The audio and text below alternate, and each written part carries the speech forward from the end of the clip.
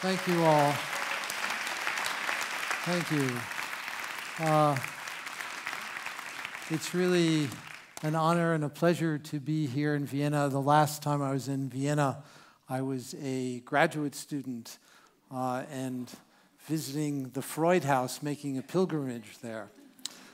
So things have changed in the intervening years. The title of the presentation that I'm going to give tonight is Well-Being is a Skill. And I hope to convince you by the end of this evening that this is really a reasonable way to think about well-being.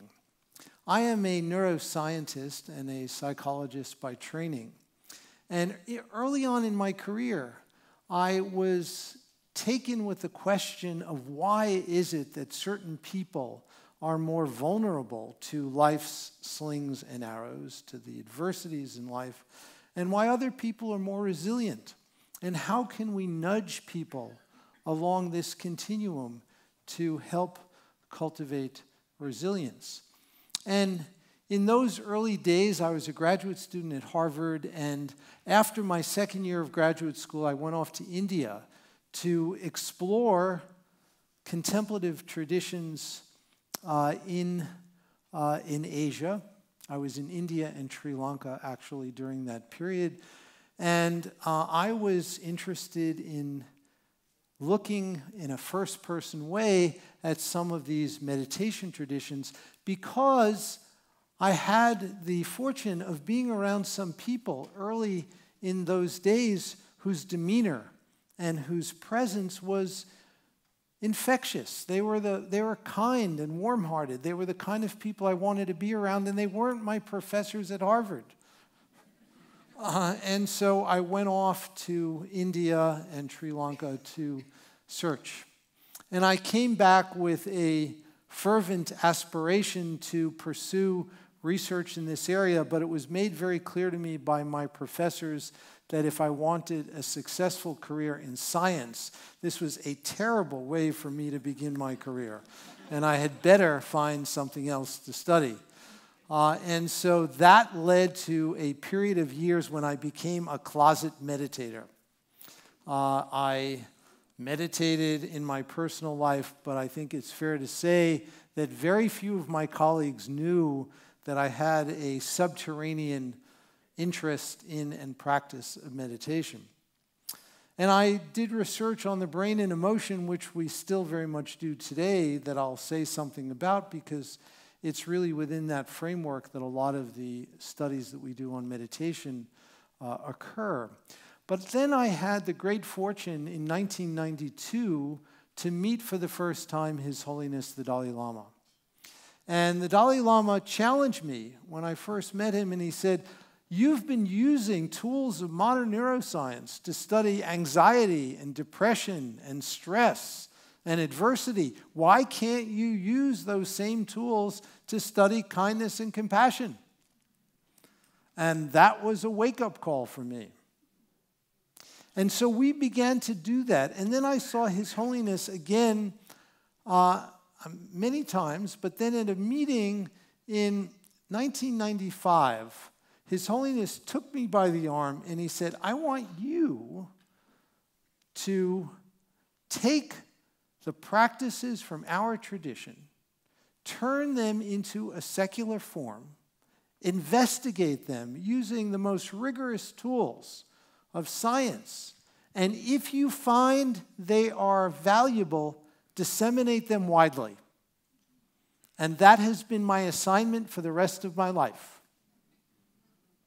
And it is what we've been doing and led to the birth of our center, the Center for Healthy Minds.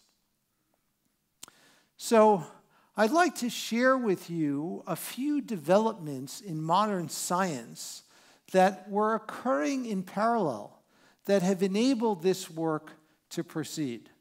And were it not for these developments, we really wouldn't have been positioned to do this kind of work. And so I'd like to name a few of these themes because they're really important and they provide a framework and a background for how this whole topic is currently being approached. The first theme is something that I'm sure many of you have heard of, and it is the word neuroplasticity. Neuroplasticity.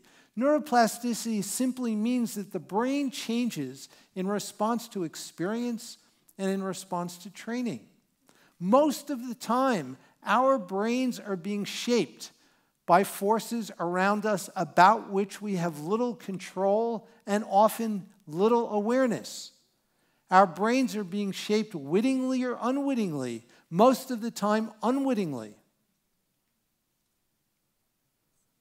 And the invitation in all of this is that we can take more responsibility for our own brains by transforming our minds.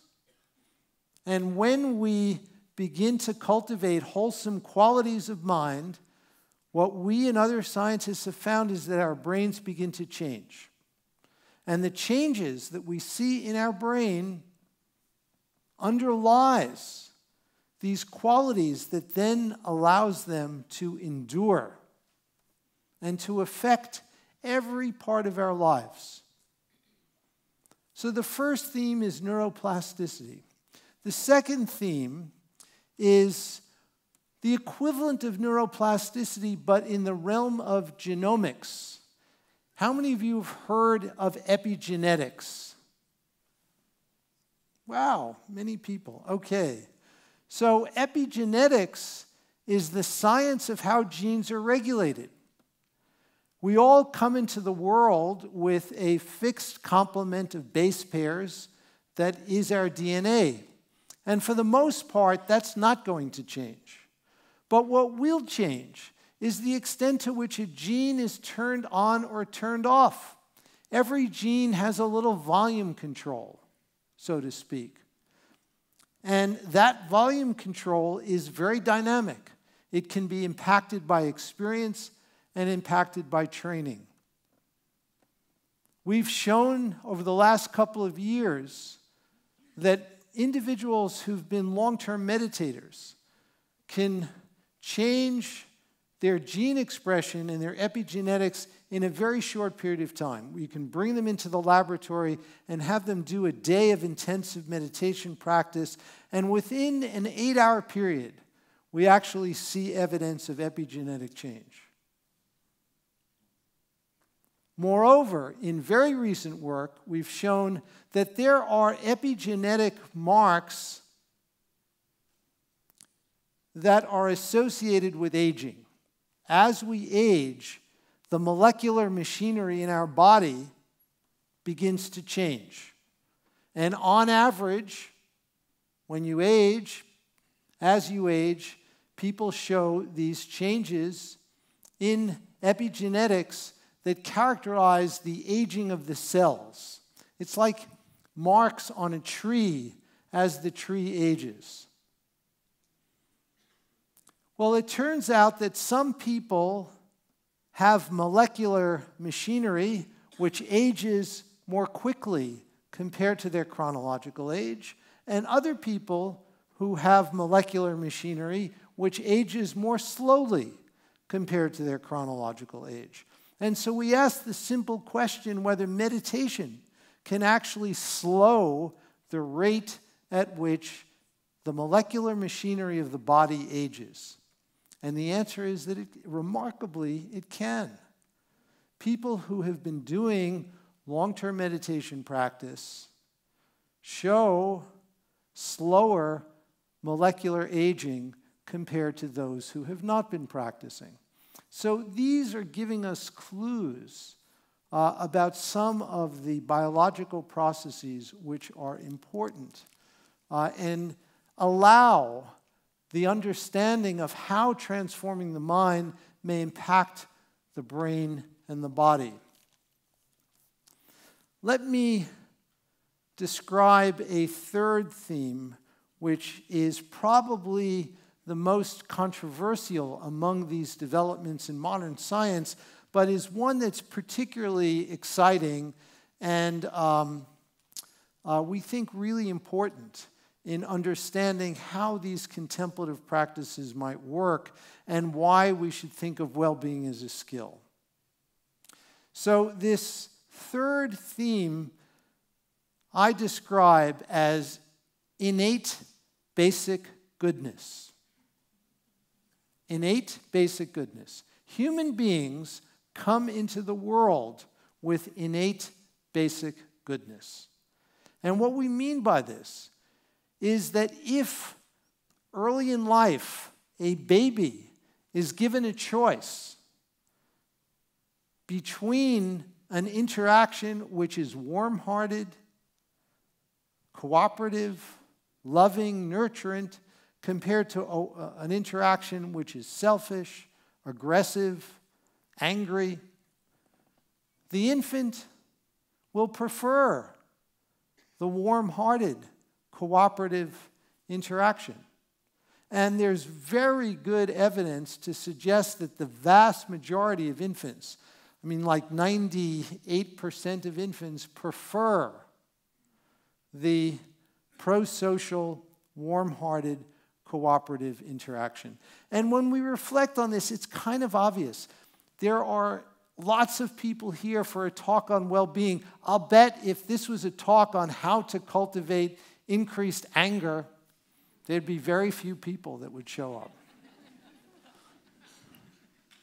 We all have the same wish to be happy and to be free of suffering, and this emerges from this innate basic goodness. And so there are some contemplative practices which are designed to cultivate kindness and compassion. And when we look at these practices, we can see that they're not creating these emotional states out of nowhere, but rather they're reminding us, they're familiarizing ourselves with our basic innate nature. This is who we are. We're getting back in touch with our core characteristics. And so in this sense, we can think of kindness and compassion in the same way that scientists think about language. We all come into the world with a capacity for language. But in order for that capacity to be expressed, we need a linguistic community to nurture that capacity. And so the same is probably true with kindness and compassion. It is there from the start, but in order for it to be developed, in order for it to flourish, it needs to be nurtured. And before the end of this, we'll do a little practice where we can all get a taste, I think, of this, but I'll do that in a few minutes. Let me now move on and describe a framework for well-being that we have been developing in our center. And this is a framework that integrates the scientific research and also perspectives that we derive from the contemplative traditions. And according to this model, there are 4 major constituents of well-being. And I'd like to go through each of these and just say a little bit about them. The first constituent of well-being may surprise some people because it's not typically included in a list of characteristics of well-being.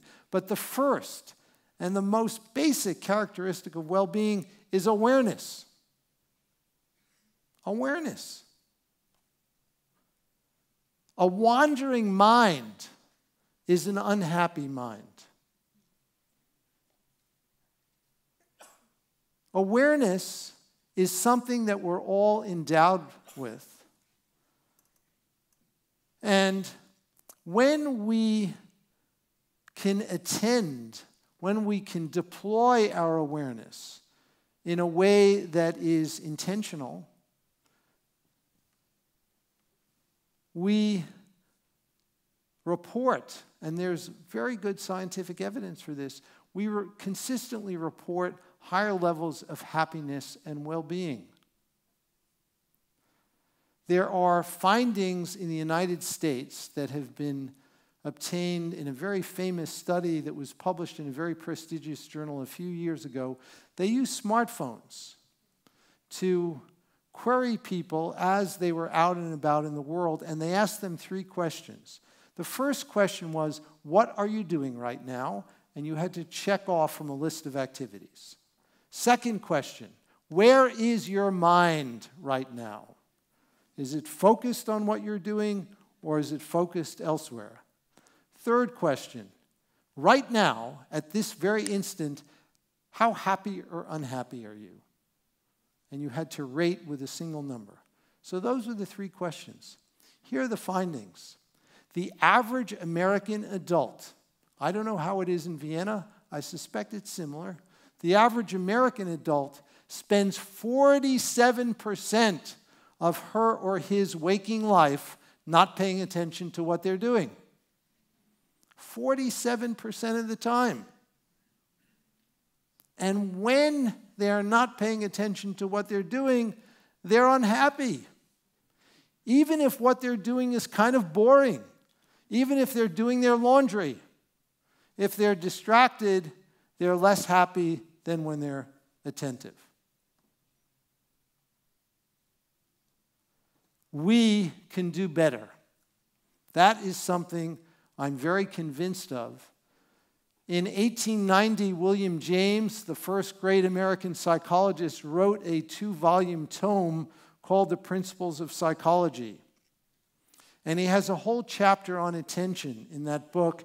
And he said, the faculty of bringing back a wandering attention over and over again is the very root of judgment, character, and will. And then James went on to say that an education which can improve this faculty would be the education par excellence. And he italicized the par excellence in the original edition. I think if William James had more contact with the contemplative traditions, he would have instantaneously seen that these practices, if nothing else, are vehicles for educating attention. So the first constituent of well-being is awareness. The second constituent of well-being is connection. Connection refers to the emotions which form the basis for successful, harmonious social relationships. Emotions like gratitude and appreciation, kindness, compassion. And there is a wealth of evidence now showing that those emotions and the expression particularly of kindness to others and compassion to others is among the most powerful ways of cultivating well-being. And this, of course, is central to the Dalai Lama's message to the world. The third constituent of well-being, and I should just say that for each of these different constituents of well-being, we know something about the brain circuits that are important for each of these. And we know that the brain circuits for each of these core elements of well-being show plasticity. They're impacted by experience and they can be modified through training. So I've told you about awareness, a little bit about connection. The third constituent of well-being we call insight. We all carry around in our heads a narrative about who we are, about this thing or this entity we call self. What is the self? Well, when we begin to investigate this using contemplative practices, we directly experience that the self is not all that it's cracked up to be. And at the very extreme, we have people with depression who have a narrative about themselves that is quite negative, a narrative about their low self-esteem and low self-worth, and they actually believe the narrative. They believe that these thoughts are a true depiction of who they are. And so insight is really about developing a healthy relationship to this narrative and to understand that these thoughts from which we construct this illusion of ourselves is really just a pile of thoughts. And they're no different than any other kind of thoughts. And when we can directly experience that, it's quite liberating. Taking these thoughts too seriously is a path to suffering. And so the third constituent of well-being is insight into the self. The fourth constituent of well-being we call purpose. We know that people who report having a higher purpose, a kind of true north toward which their life is directed, report consistently higher levels of well-being. Moreover, research has been done with people in their 60s, 70s, and 80s. And it turns out that purpose in life is the best psychological predictor of longevity than any other psychological characteristic that's been investigated. People at age 60 who report a strong sense of purpose in their lives live longer compared with those who do not.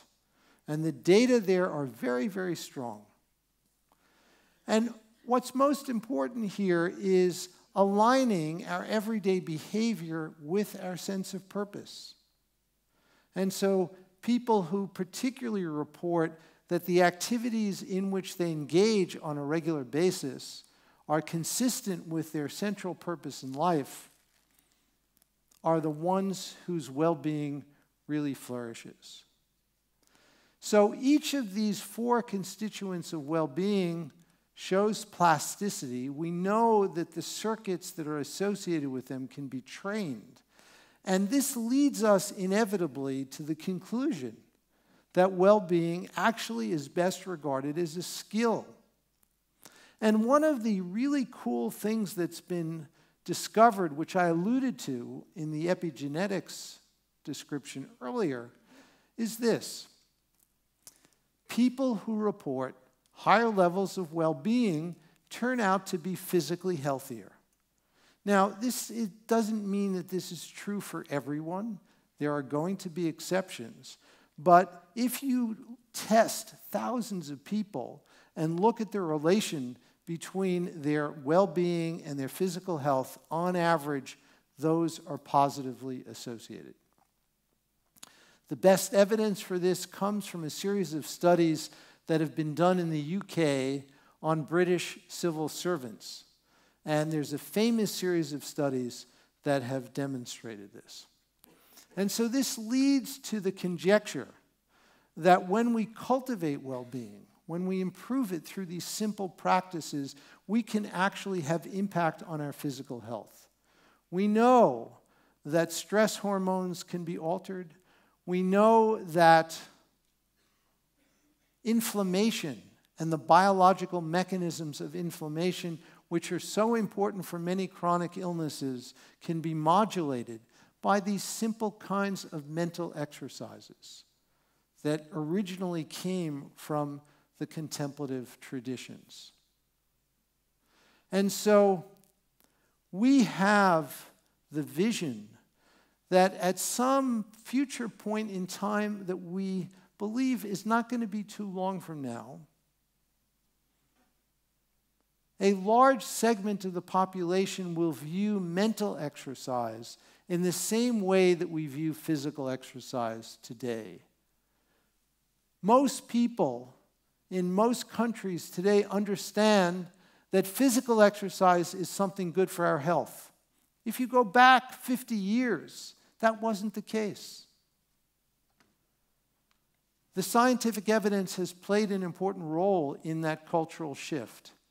Many of us now incorporate elements of physical exercise into our weekly routine. If we understood the precious resource that we have as human beings of this extraordinary thing that we call mind and the brain that's somehow associated with it, we would treat it with more respect.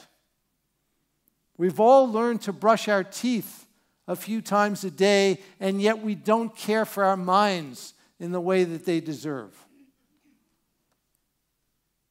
And so the invitation and the plea, really from a public health perspective, and also from the perspective of the sanity and survival and the flourishing of our planet, we need to cultivate these qualities of well-being. And one of the elements that happens, one of the changes that happens, is as we, particularly for this insight constituent, as we understand the nature of this construction that we call the self, we recognize that we're much more interconnected, not just with others, but also with our environments, with the planet. And this, we believe, will lead us to treat others and the planet with more respect. And I think most people would agree that the world can use a little bit more of that. And so this change really begins with our own minds.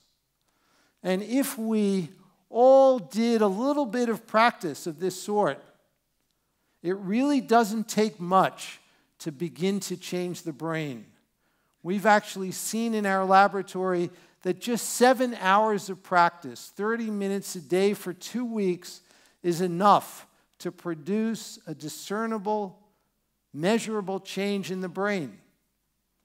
Now, it doesn't mean that those changes will endure. We all know that if we go to the gym for 2 weeks and work out, and we stop exercising after that, those changes will fade pretty quickly. And the same is true with these qualities. But our vision is that this can become a lifelong skill, just as we all have habits of personal hygiene, physical hygiene, we will develop habits of personal mental hygiene. So I'd like to end now with a short period of practice to give everyone a taste. First of all, let me ask, how many people in the audience meditate on a regular basis, say at least a few times a week? Wow, okay, wonderful. And how many people have never meditated? And don't be shy about raising your hands. Okay, that's wonderful too.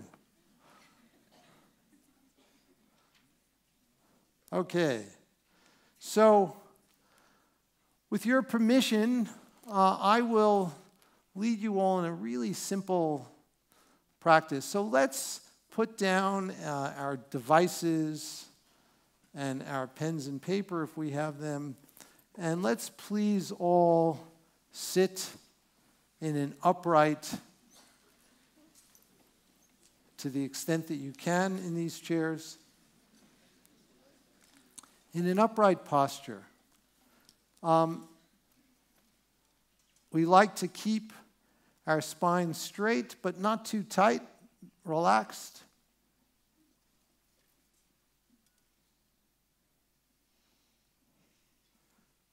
And for those who are standing, standing is a wonderful posture for meditation if you're standing.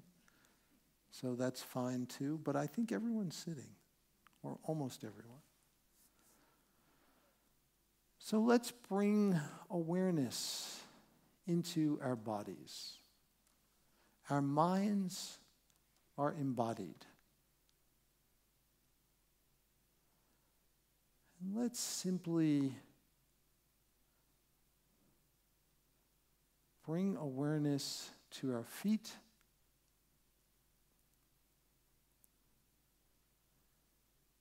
Notice a sense of groundedness.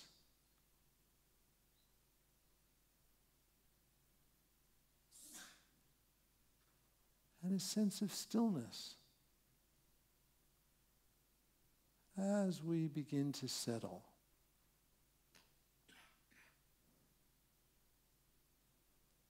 as we bring awareness into different parts of our body, simply notice if we're having pleasant sensations, unpleasant sensations, neutral sensations. Doesn't matter. Simply what matters is awareness.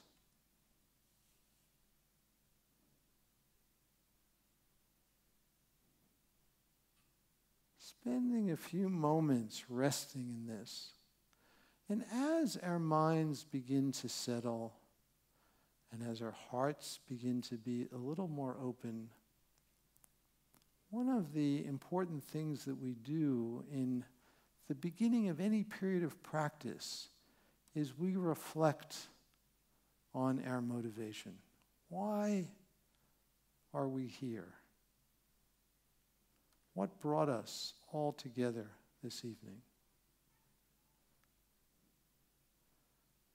And we reflect on how a calm mind and an open and warm heart may be of benefit not simply for ourselves, but for all the other beings that we touch.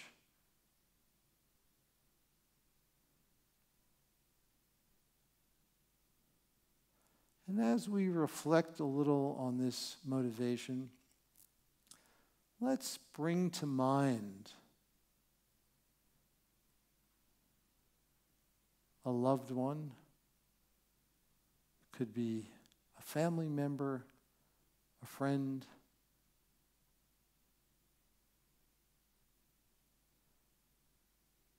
Could even be an animal, a pet. And simply bring this being into your mind and your heart. And as we bring them into our mind and our heart, we wish them happiness and we wish them to be free of suffering. And we can use a simple phrase or two. May you enjoy happiness and its causes. May you be free of suffering and its causes.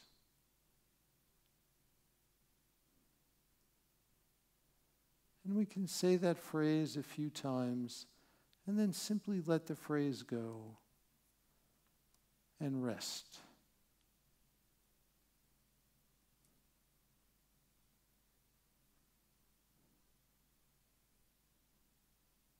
May you enjoy happiness and its causes. May you be free of suffering and its causes.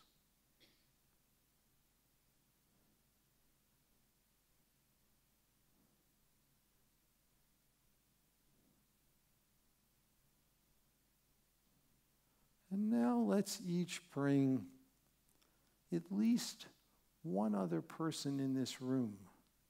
It could be someone you know, or it could be someone that you've just met, or it could be someone that you don't know, that you've just seen.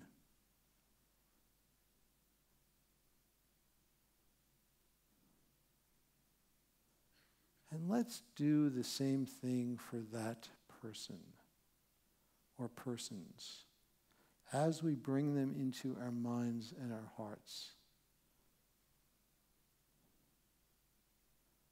May you enjoy happiness and its causes. May you be free of suffering and its causes. Again, saying the phrases a couple of times and then simply letting them go and resting.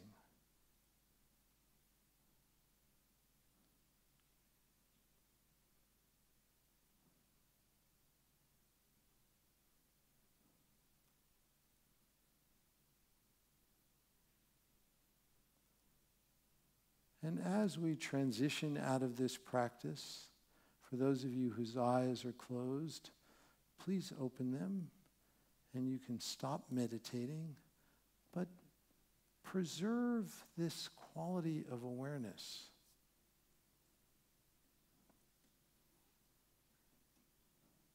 and simply rest in this warm-hearted, loving awareness that is at the core of this precious human birth that we all share. Thank you very much.